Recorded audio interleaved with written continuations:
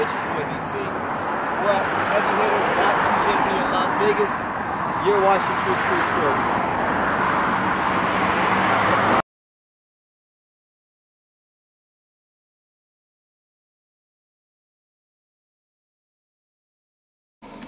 Okay, so boxrec.com, it's a pretty reliable, reputable, just a valid source of your basic boxing information. And right now on BoxRec, we're going to look at the rules of boxing. Now I know, rules of boxing, it sounds kind of crazy. I mean, why would boxing have rules? It's whatever, but I just thought I'd read you guys some of these rules just for the sake of this video. Now, bullet point number one, rule number one, you cannot hit below the belt, hold, trip, kick, headbutt, wrestle, bite, spit on, or push your opponent. Let's read that again. You cannot hit below the belt, hold, trip, kick, headbutt, wrestle, bite, spit on, or push your opponent. A violation of the following rules is considered a foul and can result in a warning, point deduction, or disqualification by the referee. Alright, so BoxingScene.com, probably the number one news source for boxing. This is where a lot of people in the YTBC get their videos from, so a pretty reputable source of information.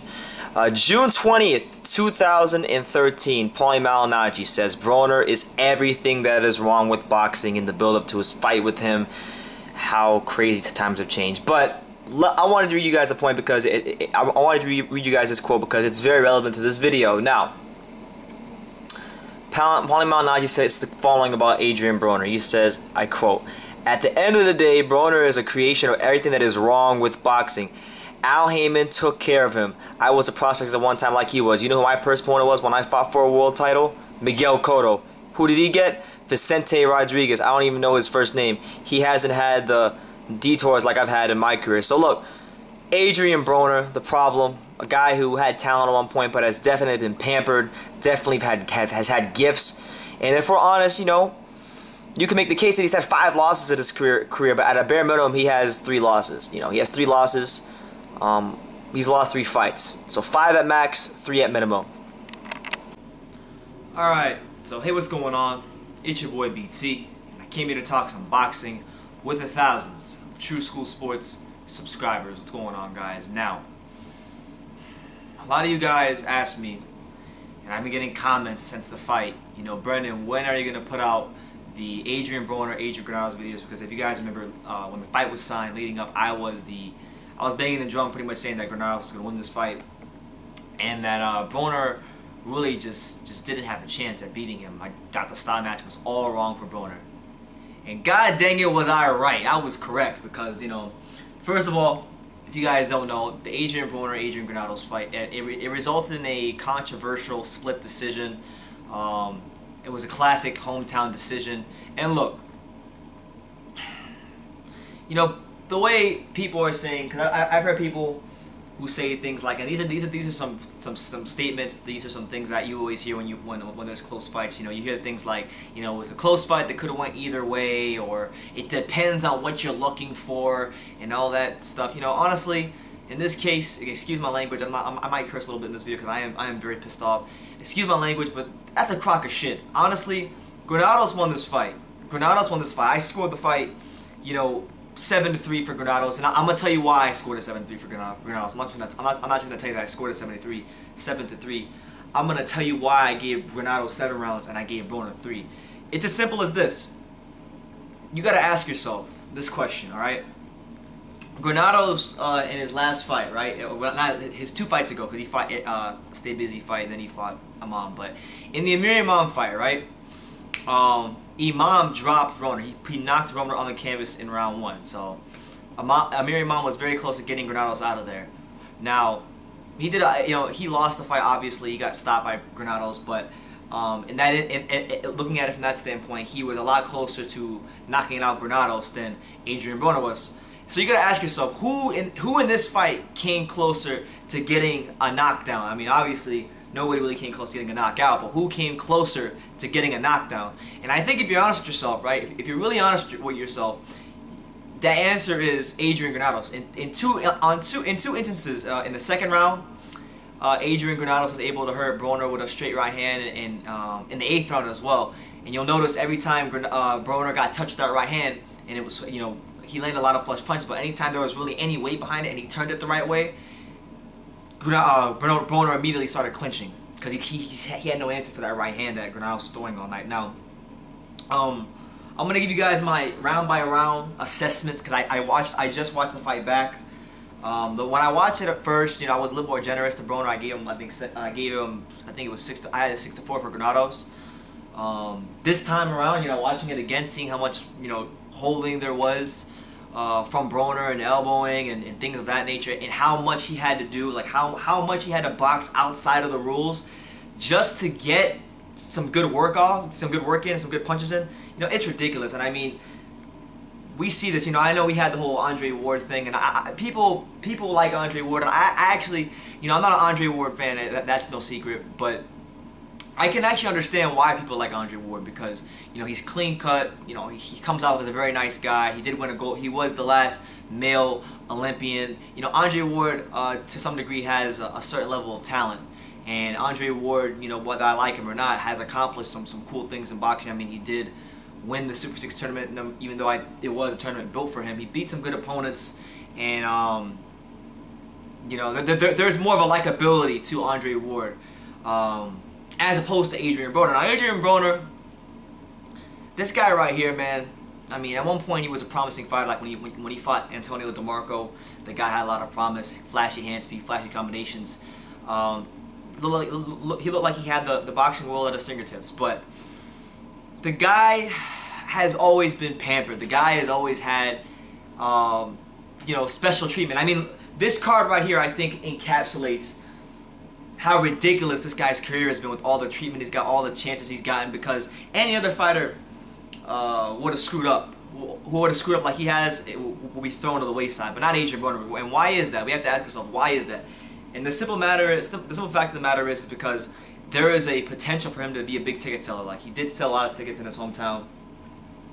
But if you were to put him against some of the bigger names, if Al Haymon decides to feed him to the wolves, you know, he'll be a big ticket seller. So that's why he's going to stay in the fold, is because of his mouth, because of his perceived marketability, and his ability to sell tickets in the eyes of the promoters. So it's ridiculous. You know, Adrien Broner, in my opinion, he's cancerous to the sport of boxing, in and out the ring, in the ring with the way he fights, out the ring with the way he acts. So let's get into it, man.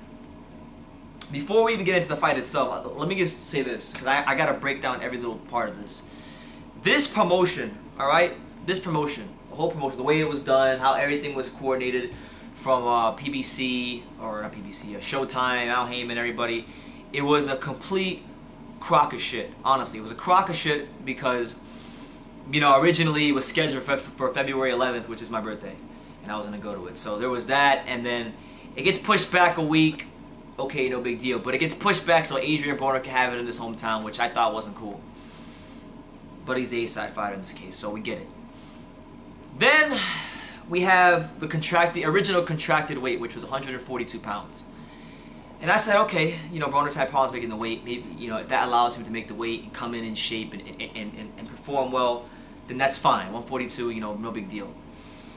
But a couple weeks before the fight happens, the weight is then, I'm not even sure if it was a couple weeks, it might have been a couple days. Not so long before the fight, they announced that the fight is now a welterweight fight, so they move it up to 147 pounds. So they messed with the dates, they moved it to his hometown, and now they're messing with the weight and what weight they're gonna fight at. So after that, after they get the weight determined, then it's time for the weigh-in. And what happens at the weigh-in? You know, Broner makes weight. Okay, great, we got a fight on our hands. Granados steps on the scale and he comes a pound over. So there was a ton of, you know, for lack of a better word, there's a ton of fuckery going on with the weights, with the promotion, with the venues, just everything. And then it got worse. It got worse. Oh my god! It got worse on fight night. Now, Adrien Broner made his entrance to the ring, and I think his entrance to the ring was kind of symbolic of what was going to happen. I even said this because I watched the fight with my boy, shout out to him, Sean Zattel from the Boxing Voice. He invited me to his home, to watch the fight with him and his girlfriend. And I had a great time. You know, we enjoyed the fights and we scored it together. Sean thought it could have won either way. But as far as Broner on the way to the ring, I don't know if you guys know this. So he walked out to the ring with Kodak Black, who's from South Florida. And Kodak Black, I know Kodak Black hangs out not too far from where I live sometimes in one of the nearby hoods that's like 2 minutes from my house. But walks to the ring with Kodak Black, and he walks in a ski mask. And I told Sean, I turned over to Sean and I said, look, it's going to be symbolism for Adrian Granados getting robbed if this fight is deemed as close in the eyes of some people, and he's wearing a ski mask. So I said that as a joke, but it actually wound up being true. And you know, the fight itself was a good fight. You know, it was an interesting fight. You had Broner not throwing as many punches as Granados, trying to land sharp counter punches, fighting in spurts as he normally does. You had Granados trying to go with the workmanlike type, giving a workmanlike type effort, and kind of making the fight a war of attrition. Who you know, kind of back down first. So it was an interesting style matchup. But I've said this before when the fight was signed. I said a couple things that did come to fruition. I said that Granados would wear Adrien Broner down. I said that Broner would not make the weight, and I said that he would get his ass whooped, and that happened too. So I'm gonna go round by round, and I'm gonna give you guys my assessment of this fight. So in round one, right, you had both guys kind of filling each other out, throwing their jabs out there. I think Broner landed a couple really sharp jabs early on. Even landed some decent counter punches. And you know, that to me, that's one of the couple swing. There was maybe like 1 or 2 swing rounds this fight. That's one of the couple swing rounds, the 2 swing rounds this fight. If you wanted to give that one to Broner, you could. I mean, initially when I watched the fight the first time live, that's the round that I gave to Broner. On my original card, I had it 6-4 for Granados. But this is a round actually when I watched it back, I wound up giving it to Granados because Broner did land some counter punches, but they were like, and this is not the case, not just in this round, but also throughout the course of the fight. And this also speaks to something else I've said, which is that Adrien Broner's mechanics, his technique, has declined massively since like the DeMarco fight, or when he was at his best. So with that being said, you know, he would land a lot of punches, but they would either graze Granados, and if they did land, he wasn't turning them over, so they weren't really effective punches. Now, he did open up a cut on Granados' nose, but it wasn't via a punch, it was via an elbow, so I just want to make the note of that.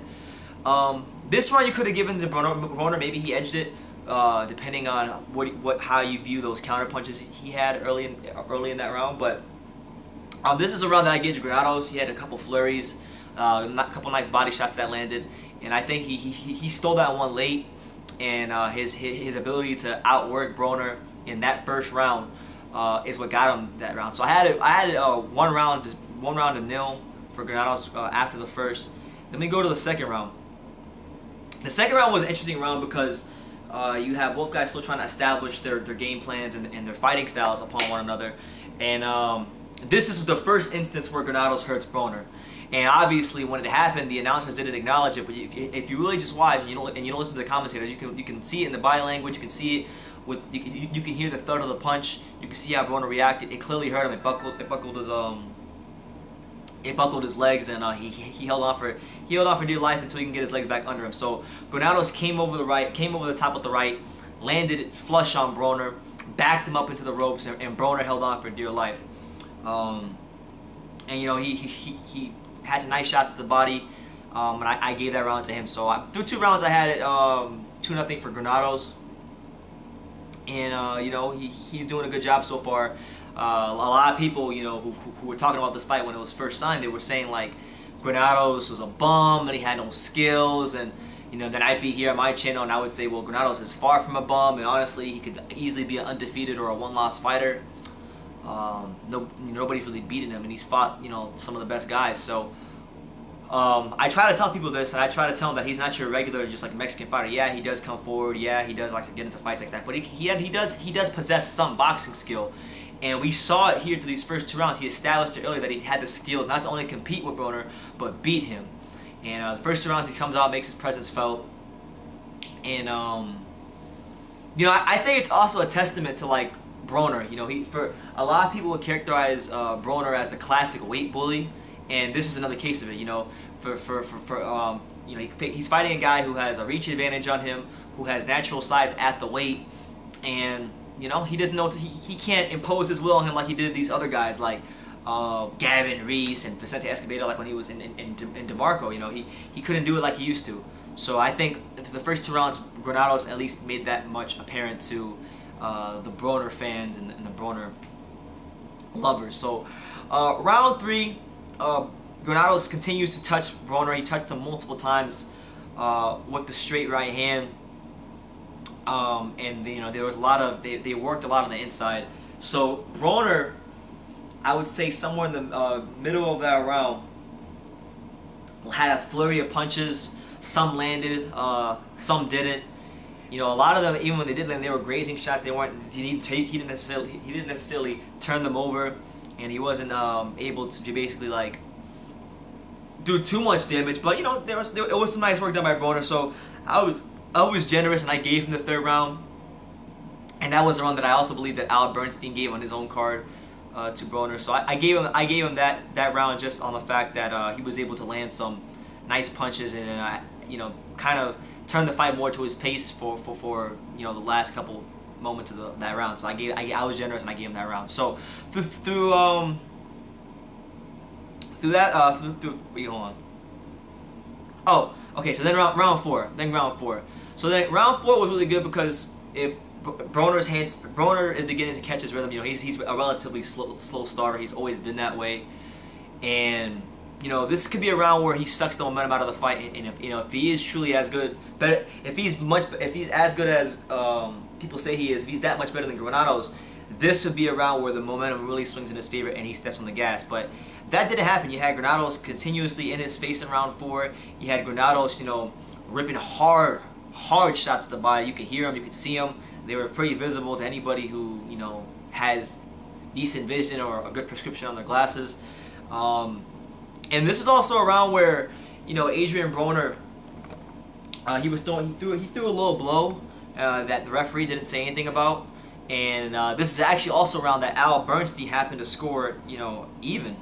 He scored that round even. So I went back and I watched it, and he threw, I would say, he threw there was about a 10 or 15 second span where he threw like 13 punches. A lot of them missed like either wide or they missed. Adrian slipped them somehow. None of them were really hard shots that, you know, did anything. If they did land, like I said, it's because of his mechanics. You know, Broner used to be a lot better at turning his punches over, but not so much anymore. He slaps a lot with his punches, and his footwork is just really ugly these days. So that round I gave to Granados, just because of the body work and how he was able to sustain it. Let's see. Now, midway through the 5th round, Al Bernstein showed the Showtime showed the little punches thrown through 5 rounds, and this was midway through the 5th. Granados had thrown over 100 punches more, so he had thrown 282 punches, and Broner had only thrown 138. And he was saying that Al Bernstein was trying to say that like Granados, if you know, he's throwing a lot of punches. But that's not necessarily winning him all the rounds, which I thought was kind of crazy because Broner's defense wasn't the tightest, and a lot of those punches to the body were landing, and I do believe he won 3 of those first 4 rounds. So I think Al Bernstein was you know, was just being very political and not trying to say anything bad about the Showtime darling, because the fact of the matter is Adrien Broner really wasn't that active. He wasn't all that accurate, and you know, Adrian Granados, in my opinion, dictated the pace of the fight for the most part. Those first 4 rounds, he had the harder shots, he hurt Broner, and he wasn't the one holding and boxing outside of the rules. So, you know, he had more success in those first 4 rounds. So, round 5 happens. Granados kind of just builds off of what he had done towards the latter stages of the 4th. He sustains the body attack in the 5th round. But, you know, again, it's kind of the same thing as the 4th round. Granados was sustaining the body attack, and Granados was throwing a lot of punches, many of them landing to the body. Broner throwing a lot of nice eye-catching punches. You know, they look really cool, but they're not doing any damage. This is the hurt business. It's hit and not get hit, or as Thunderdome Boxing Talk would say, it's pro boxing is hurt and not get hurt. So Adrian Granados did more hurting in that round, more hurting in the other rounds too, but he wasn't necessarily getting hurt from Broner punches. Boxing is a sport of punching, so if you hurt somebody with an elbow or something like that, that doesn't necessarily count. So with that being said, I gave Granados that round right there, the 5th round, and through 5 rounds I had it 4-1 for Granados. Now, round 6, Broner lands some eye-catching shots towards the last. Alright, so round 6, Broner lands some nice eye-catching shots, but, you know, and this is something that I noticed throughout the whole course of the fight, is that, you know, Broner, when he did a lot of his best work, it was because, not necessarily because he moved his feet or put himself in a position to land those punches. It was more because of, you know, they'd be in the clinch, he would push Granados at a certain distance, and then he would get off his punches. And to push as much as he did, I mean, I understand this is pro boxing, so I'm not going to call everything, but, you know, to push, to result to as much pushing as he had to result to, especially in that round, you know, that could be a round that I could have given to Granados, because it showed that he couldn't handle the pressure and couldn't work within that pressure, and he had to continuously push him and do things outside the rules. But I was generous. A lot of those shots that he landed in the 4th round, in the 6th round, I believe, were some of his better shots of the fight. And you know, I was generous. I gave him round 6, although he did do an excessive amount of pushing, and you know, that could have been a round I scored for Granados. But Showtime also gave the round to Broner as well. So round 7, Granados comes out early in that round, shows a bit of everything. You know, comes out with a jab, you know, lands a couple nice jabs early in the round. And then, you know, I believe he landed like about 2 or 3 straight right hands that round. And this is also a round where I feel like again, if Broner was really going to show that perceived difference in skill set, in class, this was a round he was supposed to show it, because Granados was backed up into the ropes. This was a round where Broner could have used that because Broner is the physically stronger guy. Let's not get it twisted. He was the bigger, more physically stronger guy on the night, and if he's going to show how much better he is than Granados, then he shows it in that round, because Granados was back up to the ropes, and he could have just ripped to the body and picked his shots a lot better, but he didn't do that. Granados was on the ropes, and he countered him multiple times off of the ropes, which I thought, you know, was pretty good. You know, it was pretty nice work by Granados to counter him off the ropes. So he showed that, and then he went back to work on the body. And that's round 7. So I thought that was a pretty good job by Granados. So after 7 rounds, I have it 5-2 for Adrian Granados. I just think Broner is throwing punches that are eye-catching, but they're not damaging punches. All right, they're not damaging punches. Granados has thrown the damaging punches. Adrien Broner has thrown the eye-catching punches that look cool, that you want to throw in the gym if you were shadow boxing, but not necessarily if you're in a dog fight and you're trying to hurt a world-class opponent. So with that being said, it's the 8th round. This round is the 2nd time in the fight where Granados hurts Adrien Broner with a right hand. The minute he landed, because he threw the right hand and he kind of went low, so when he would land and Broner would lose his legs, he would kind of hold Adrian Granados' head down so he wouldn't so he can get his legs under him. And you know, this is also a round where Granados was so confident, because by the 5th round, Broner was huffing and puffing. Like, this guy was fading, and that's another thing I said. I said that, you know, Broner begins to fade in a lot of his fights. You know, I referenced the Ashley Theophane fight, how, you know, he was fading in the 4th or 5th round, and same thing happened here. And you know, Granados hurt him. He began to stalk him around the ring, and landed some decent punches throughout the course of the round. And also, he was so confident there because he had took the steam off. He took the steam off of Broner's punches because of all the body work he did early. So he got so confident that he literally said to Adrien Broner, he dropped his hands and let him punch him 1 or 2 times, and then he continued to throw a lot of punches at him, and I gave him that round too. So I believe that might have been his best round of the fight, just because of, I believe he was able to impose his will, show a little bit of you know, everything in that round. You know, jab, the body punching, the toughness, the grit. So I gave him that round, and during that round, actually, Al Bernstein and the Showtime crew, they alluded to Granados and all the controversial losses he's had to guys like Felix Diaz, Kermit Cintron, Brad Solomon, Leonardo Tyner, Frankie Gomez, and they basically tell everybody what I've been saying all along, which is that Granados, could easily be an undefeated fighter, and I believe that if he had a machine behind him like Broner or a lot of these other guys do, he probably would be undefeated, or I can see him being an undefeated fighter, which if he had that behind him. So they alluded to that, which I thought was pretty cool, because I say that a lot in my videos. In the 7th round, the 9th round, I gave it to Granados because I thought he out-hustled Broner. Like, that's a round where if you want to score for Broner, saying that he had the better work, I had no problem with that. But that's a round that I gave to Granados just because I thought he was able to out-hustle him and land punches to the body and just, basically just dictate the pace in the latter stages and for the majority of the round.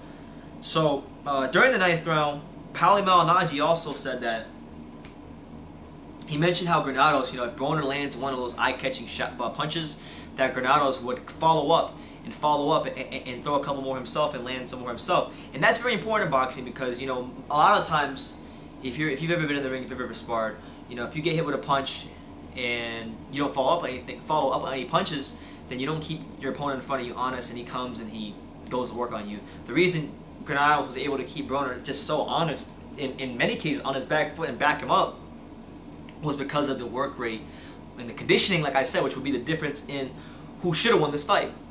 And that he was always the one following up. He was the busier man in there. And even if you want to say that a lot of his work was ineffective, the fact of the matter is he was throwing so many punches that whether his work was even if his work wasn't the most effective, he's still landing more punches than Broner. So I don't believe the bullshit comp box numbers. I thought those numbers were off, dramatically. And we know how comedy box is sometimes. So yeah, I just thought that was interesting from Paulie, what he said. So the 10th round, the final round, Broner gets a bit of a rest at the 228 mark to fix his glove. There was an issue with his glove, and this is a round where Granados did do some good work, but I thought this is a round where actually Broner out-hustled Granados, and he threw some really good flurries, landed some nice punches, freed his hands in the clinch, and actually landed some good flush shots. But like I said, he's not turning them over all the way, so they're not having their full effect. So, he won the round. I gave it to him. So my final score after 10 rounds, I gave Granados 7 rounds. I gave Broner 3. I think Broner he did some good work in spots, but there just wasn't enough of it. There wasn't enough of that good work from him. He was capable of winning the fight. It was up for grabs, but he just didn't. He held too much, and he didn't know what to do on the inside with Granados other than hold. And unfortunately, the referee, who by the way I can't remember his name, but he was one of the worst referees I've ever seen. I mean, Granados got a warning. I believe it was in the 2nd or 3rd round, and Broner, I got it right here. I even counted it during the fight. Look, this is the clinch count. I really paused the fight. Every time Broner clinched, I paused the fight and wrote down how many times he clinched or initiated any type of holding. He initiated any type of holding or clinched 48 times this fight and was not once even warned for a point. Not even once warned for a point deduction. Didn't have a point taken away from him. And I believe that was what was the ultimate difference, because if he does have that point deducted or a warning, then he's not clinching as much and we're getting a fair fight. And then I believe that's when you see the conditioning of Granados and his work rate really begin to shine, and you would have got a lot more sharper punches than what you saw from Granados. So that's what it was. After the fight, I went back and I rewatched the 4th round that Al Bernstein said was 10-10 or a draw. And to be quite honest, it was a crock of shit. Like, I watched it, and Granados, well, Broner, that was the round where he had that flurry for like the first, he had like a 13-14 punch flurry early in the round, and then he fought a lot in spurts, and Granados was, hitting him with a lot of hard shots and chopping the body, and he was doing the better work that round. So I don't know what I think Al Bernstein was just a little bit too impressed with the way the punches looked rather than what they actually did or if they landed. So that round was crazy. That round was not a round that Broner won. And like I said, the cleanest punches that Broner was able to land were a result of him having to box outside of the rules. Using the elbow, pushing over and over again, because he couldn't keep Granados off of him, which also means that Granados was dictating a lot of things. Like, if you gotta continue, if you gotta push a guy like that many times, it shows that you don't have the boxing skills to move, pivot, jab, set up shots. Like Broner doesn't have the footwork to move around the ring, set up shots, and just do the things that, you know, like if Granados would have been in there with somebody like, and I'm not saying this person would have beat him, but I'm saying like if he would have been in there with somebody with better boxing skills like Terrence Carver would know ways to set up shots and actually like move around the ring. Rather than resulting to clinching all the time as his first result. Like I do know he clinches, but he wouldn't have clinched as much as Broner. That much I do know. So he did do good work in spots, but it wasn't enough to give him, you know, more than 3 or 4 rounds. You know, if you give him any more than 4 rounds, if you say he won 5 rounds, then you're crazy, because he just didn't do enough. He did not. Those punches were not the more damaging punches. Those punches were not the more effective punches. And to be honest, who came closer to getting knocked down? Who was closer? Who had to hold on for dear life more? Was it Granados or Broner? Because honestly, Granados was taking, like, when Broner had those flurries and he landed a couple punches, Granados was able to take those punches, and he was able to basically just, like, you know, take them and walk right through them and deliver his own punches to him. So, you know, Granados did more hurting this fight. The most punishment Adrian dished out was that damn elbow early in the fight, and that was it. So, I mean, there's a lot of things about this fight. The promotion was a crock of shit with the way they try to just, you know, screw this. The way they screwed over Adrian Granados, you know, guy who has earned his spot in boxing. You know, he earned the big fight with Broner. He earned the chance to get a decision. And I know he was on the road, so I know what you guys are gonna say. Well, he was on the road. He had to do more to win. But I mean, can't you guys see the corruption? What this is doing to our sport? Like, boxing's in a place where we can't afford to continue having shit decisions like this. And this is a terrible decision. There's no way around it. This is a terrible decision. This is not a fight that could have went either way. This is not one of those fights where you say, well, it depends on what you're looking for. Granados hurt Broner. He was the more effective puncher in there, and this is the sport of punching. It's not the sport of wrestling. It's not the sport of Brazilian Jiu-Jitsu. It's not the sport of karate. It's the sport of punching. And the better puncher in there was Adrian Granados, and he didn't get the decision. And honestly, as far as Broner goes, the guy that people thought would be pound for pound king one day in the heir apparent to Floyd Mayweather, you know, that ship has long sailed. He's never going to be that. At this point in time, with the way he's progressing as a fighter, unless he makes some major changes and disciplines himself, he's going to be an ESPN fighter. Nah, forget that. He'll be fighting on Estrella TV in freaking Spanish, because the guy's skills have diminished a lot. You know, Broner was once a promising talent, but the guy's skills have diminished a lot, and he's not disciplined. He doesn't live the fighter lifestyle outside the ring. And you know, it's crazy because people, another thing I want to know is that people fail to recognize that on fight night, the fight night weights that were reported on HBO, or on HBO, Showtime I should say, Granados came in at fight night at 156. Broner, on the other hand, came in at 1 or nothing, because it was a question mark. He didn't step on the scale at fight night, so he looked like to me he looked like he was the bulkier man, and you know, he probably was weighing somewhere close to 160, if not 160 plus that night. So let's not forget that Broner was very heavy that night, and you know, there was just a lot of, you know, fuckery going on in this fight. There was a lot of crap going on with the promotional side of things. Like, I want you guys on maybe you guys, somebody can tell me, somebody who's older, who's been watching boxing for years, but I want you guys to tell me, when was the last time you watched a boxing card where the main event, right? The main event is 10 rounds, but the co-main event is 12 rounds. When the hell does that ever happen? When the main event is shorter than the freaking co-main event? That's ridiculous. That's some serious, like, bullshit. That stuff should not be happening in a fight of this magnitude. And let's be honest, with the way the fight was going, I mean, Granados was getting tired. You know, he threw a lot of punches, but Broner's mechanics, with the lack of steam he had in his punches, with the lack of mechanics he's been displaying recently, more than likely, you know, Granados probably would have had a good 2 rounds. You know, it's probably a different fight. The fight is approached differently. It's a much different fight after 12 rounds, but we'll never know that because Broner doesn't want to give him a rematch. Al Heyman, Sam Watson, PBC, Showtime, and all the parties involved, they screwed over such a great a really good fighter, someone who deserves a chance to be a star in boxing. I mean, this is a guy, when you guys talk about, well, this guy could be the next star of boxing, Granados should be one of those guys. I mean, he's exciting, all of his fights are exciting.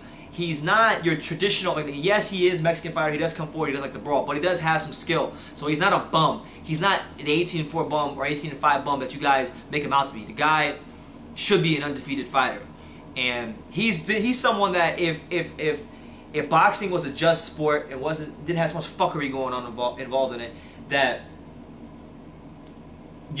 would be a star, because he's very marketable, has a very good personality. He talks that trash when need be, but he's also professional. He's the real deal, and he's Mexican as well. They could go from that angle, so he'd have the Mexican fan base behind him. But unfortunately, boxing is boxing rewards the wrong types of guys, so I can't really speak too much more on that. I mean, this is one of the most poorly done promotions that I've seen in a while, with the way they mess around with the weights, with the way they move the dates, with the way the scales were.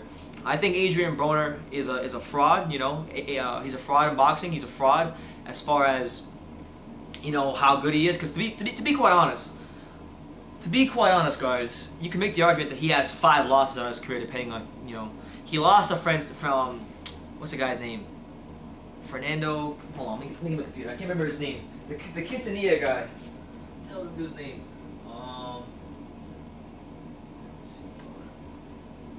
Fernando, is it Fernando Quintero? Is that his name? Fernando, yeah. So he lost to. He really he should have lost to freaking Fernando Quintero, right? That's a fight he should have lost. Let me get the computer in front of me. He got a gift decision against Fernando Quintero. That was a majority decision. He should have really lost that fight. Many people say. Then he Ponce de Leon, he gets unanimous decision. A lot of people thought he lost that fight as well. In fact, for the Ponce de Leon fight, Harold Letterman scored it 96-94 in favor of Ponce de Leon. So Ponce de Leon, so there's Quintero, Ponce de Leon, Malignaggi, who some people thought that one, that's up for grabs. There's that one. Then you have his actual 2 official losses, which are Maidana, Porter, and then this fight with Broner. This nigga has 6 losses. This dude has 6 losses.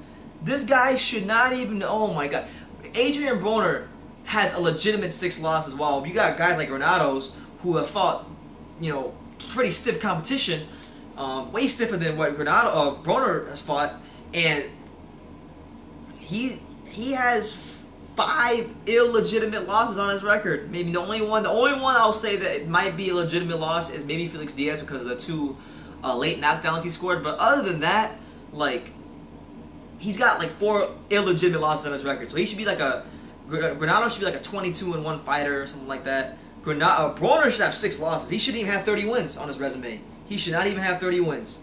So Adrien Broner, when you look up the definition of a hype job, of an American hype job, as someone who has been protected and someone who is just not up to par with the hype they receive, Adrien Broner is the definition of that. And he did not win this fight. I don't give a damn what you say. As far as oh, he landed the more eye-catching shots and Granados was rendered in. How can you determine that? How can you say Granados was ineffective when he was the only one who actually hurt the other fighter the whole fight with a punch? With a punch. Broner never hurt Granados with a punch. He hurt Granados with an elbow. Let's get that straight. How can you say Granados was ineffective when he was the only one who landed punches that hurt his opponent? To the point where they stunned him, or they didn't have their legs under him, and they had to hold for dear life. And if Broner was so good, if Broner really was someone that won this fight, or someone who was so much better than Granados, because that's all I heard from all these vid makers. I heard it from people in the LDBC. I heard it from the Fat King Diplomats 978. I heard it from a lot of people. In the whole YTBC and the boxing community, that Broner was just a more skilled fighter. But if he was so damn skilled, why did he have to clinch? Why did he have to clinch damn near 50 times? 50 times. He had to hold and clinch 50 times in 10 rounds. Damn near 50 times, 48 times in 10 rounds. to barely get a win, to like, I didn't think he won, but I'm saying on the card he barely got a win. Like, he had to do that just to compete with Granados. Like, you're supposed to blow this guy out according to most people. I mean, come on, man. Everybody, stop the bullshit. We know who won this fight. We know who was the more effective puncher in there. We know that we know that the referee was trash. We know that Granados went in there with all of that cards stacked up against him. And it's like he said in the last part in the post-fight interview. He was like, "Oh well, you know, you guys always do this to me. I'm sick of this bullshit. Why can't it be 10 rounds? Why can't we get a fair shake? You know, this guy cannot get a fair shake, and it's ridiculous. It's ridiculous. You know, and the thing is, most people who had that many cards stacked up against them would just get their ass whooped. But not Granados. That speaks to how special of a fighter he is. Like, honestly.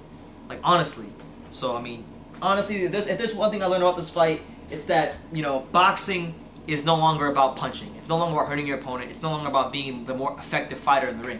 It's more about who can hold and elbow and throw punches that look cool better. If you can do those things, if you can hold, elbow, and throw punches that look cool better than your opponent, you win. Forget about throwing punches that hurt your opponent or punches that actually do damage. No. It's all about how cool it looks. Can you look cooler? It's all about style points in wrestling. It feels like almost that boxing, that freaking UFC is now having its influence in boxing because we're seeing so much damn wrestling. I mean, stop the bullshit. Like, honestly, Granados won that fight, and you guys know it. I know it. Anybody, even if you don't want to say it, you know what's crazy, and I wanted to point this out because I've seen a couple of videos in the LDBC, right? You know, and I'm gonna say it here. You know, I'm not a big fan of many of the channels here. I disagree with them highly. I've had arguments with guys in the LDBC, but shout out to the LDBC because even though the majority of the LDBC is straight up racist boxing fans, I'm talking about like they just racist. Like they basically say like, oh, like Gennady Golovkin fought nobody, Kovalev got tired, all bullshit like that. They don't give as much credit to guys who aren't black fighters as they will to black fighters. Some of the most racist people in all of boxing are on the LDBC. But even some of those people said that Granados won this fight. So what does that tell you? What does that tell you? The LDBC people are saying Granados won this fight. I mean, come on, man. Cut the bullshit. We know Granados won this fight.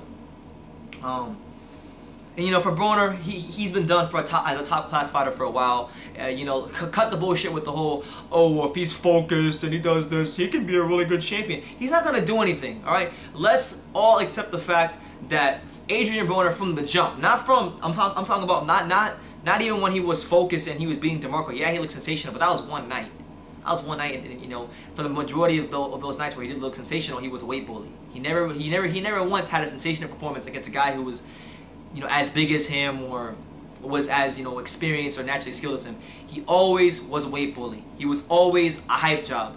And to put it quite frankly, from the jump, Adrien Broner was always an overglorified ESPN fighter. That's what he was, an overglorified ESPN fighter fighting on HBO and Showtime, getting bigger payday. That's all he was, So it is what it is. You guys talked all this shit about how Granados wasn't skilled, how he's gonna walk into counters all night, how he was just a come forward Mexican. I didn't even tell you guys this. I would say this is last month, or very early last month when I was at the Heavyweight Factory. I talked to Adrien Broner. Adrien Broner actually trains at the Heavyweight Factory. He's the guy that Granados destroyed to get to this position, and I was talking to him and I was having a conversation with him about this fight. And he told me that he was hating on Granados. He was telling me that, like, oh, Granados is going to lose, he's got no skill, he's just a come forward Mexican. But yet, he was able to beat the crap out of him. So what I'm saying is this. He didn't give him no credit. And I told him, I was like, look, Amir, I know you have your opinions. You said you were sick, whatever, about Granados. But the fact of the matter is he bullied you around that ring. Oh, I didn't say that to him. I told him I was just telling him that I think Granados is going to win. And I told him the reasons why, the conditioning, the fact that Adrien Broner fights in spurts, and all that stuff. And, it's just ridiculous when you have people who just they never give this guy a chance. This guy, if the world was a just place, Adrian Granados would be one of the biggest stars in boxing. Not because of he's the most skilled fighter. I mean, he is a skilled fighter, but he's someone who has enough skill to compete with the top dogs, beat the top dogs, and he just doesn't get the fair shake at the end. So, where does Granados go from here? I mean, I don't know. I think he could compete at welterweight. I would hold off on that for about maybe a year or two. I think he should probably stay at 140. You know, he did talk about maybe fighting Omar Figueroa, so that's where he could go. Maybe he fights Terrence Crawford in the future. I mean, I don't know. That'd be a cool fight to watch. What other fights are there? Postol still at 140. You have a lot of guys at 144 Granados, so maybe a Miriam rematch, something they do. Who knows, man? But what I'm saying is this: you know, he can still beat anybody. I don't look at him as a guy with 5 losses. I look at Granados as a guy maybe 1 loss max or undefeated fighter at that. To me, he's one of the best fighters in his weight.